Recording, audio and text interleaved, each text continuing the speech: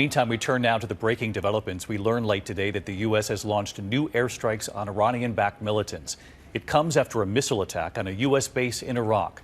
Also tonight here, for the first time, we have learned the identities of two U.S. Navy SEALs, one who fell from a ship, the other who tried to save him during a daring mission. The SEALs were never found. Here's our foreign correspondent, James Longman, tonight. Tonight, US and British forces launching another major attack on Iranian-backed militias at multiple targets across Yemen.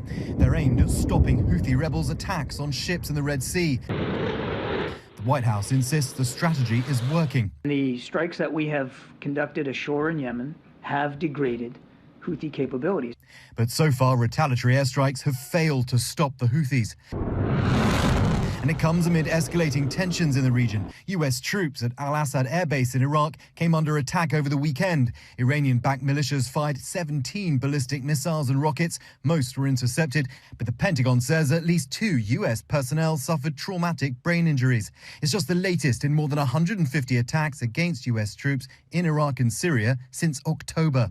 And tonight, we're learning the identities of the 2 Navy SEALs who disappeared on that nighttime mission to seize these Iranian weapons headed to Houthi rebels.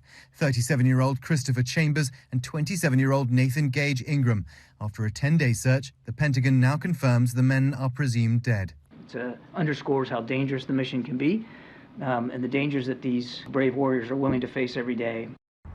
The strikes hit underground military storage sites and Houthi missile and air surveillance capabilities. The US and its allies say de-escalation remains the goal. David? James Longman live from London tonight. James, thank you.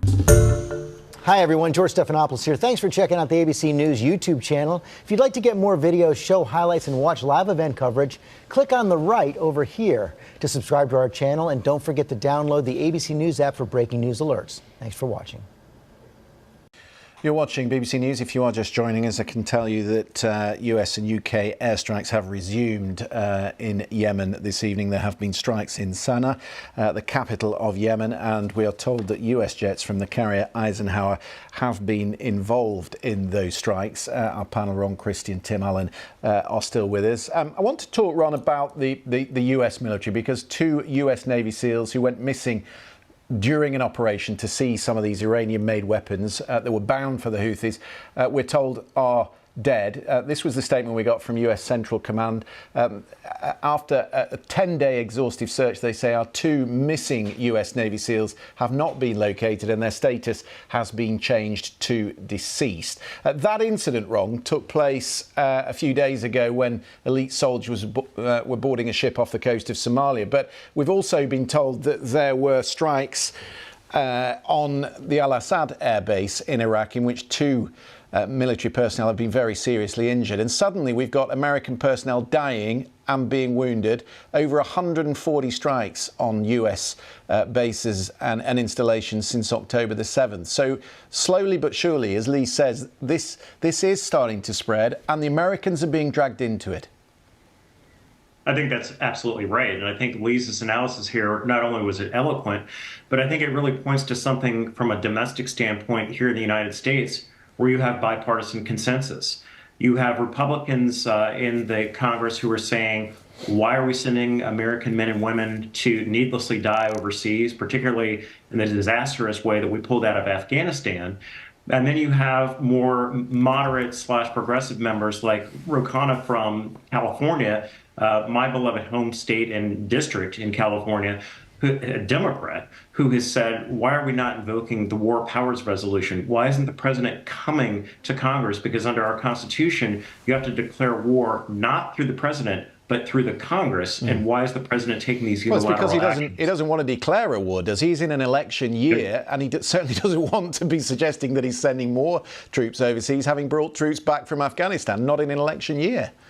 And that's the sticky situation the president finds himself in. He's wedged in by the Democrats, he's wedged in by conservative Republicans, and he has to work with his British and other coalition partners to clearly articulate, as Lee said, the need to open the Red Sea, the need for shipping to get through the Suez Canal, because otherwise the costs are going up, the supply disruptions continue to grow, and there's a growing sense here in the United States that the president's not up to the task the way he's conducting this operation. Yeah, you'll have heard Lee say that it's not going to work. There was some frustration, irritation, I think, on the part of the White House, Tim, that Grant Shapps, the UK Defence Secretary, was sort of almost triumphant in the way that this was going to work, that this would sort of deal with the issue, and quite clearly it wasn't going to deal with the issue. And of course, the Americans are deeply involved in the peace plan in Yemen, which could unravel if this expands.